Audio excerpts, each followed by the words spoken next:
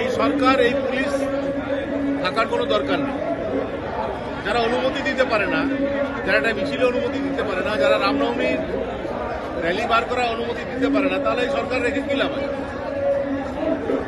জনগণকে সুরক্ষা দেওয়ার মুরাদ যদি না থাকে এবং ল অ্যান্ড অর্ডার গ্রাউন্ডে যদি ওরা বলে যায় না অনুমতি দিলাম না, তাহলে এই সরকার থেকে তো কোনো লাভ নেই, সরকারে চলে যাবো।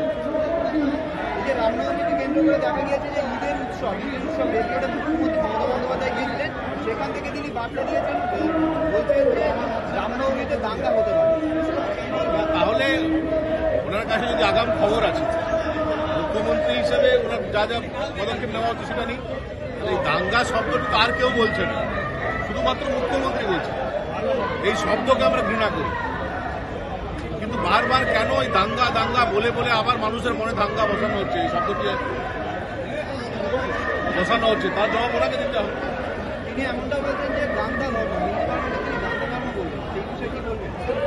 কি করবো? নিজে হিন্দু ধর্মে জন্মগ্রহণ করে যদি সে ধর্মকে কেউ গান্দা বলে, তার কি বলবো? বুদ্ধির অভাব। এখান থেকে দেখা যাচ্ছে এসএফআইও গতকাল প্রেস কনফারেন্স করে জানিয়েছে যে তারাও রামনবমী দিন রাতে পাহারা দেবে। তারা নিজের নেতাদের ঘর পাহারা দেখে, তাদের সব লিডাররা তো বিজেপি আসার জন্য ছটফট করছে, কেউ তলে তলে যোগাযোগ রাখছে, কেউ দরখাস্ত দিয়ে রেখেছে।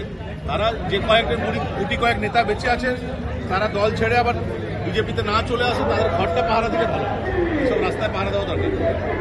লন্ডনে অক্সফোর্ডে যখন মুখ্যমন্ত্রী গেছিলেন, সেখানে বিভিন্ন এসএফআই বিভিন্ন ছাত্রছাত্রী তার কোশ্চেন করেন, সেই পরিপ্রেক্ষিতে তিনি বলছেন যে রাম বাম মিলেমিশে এক হয়ে গেছে।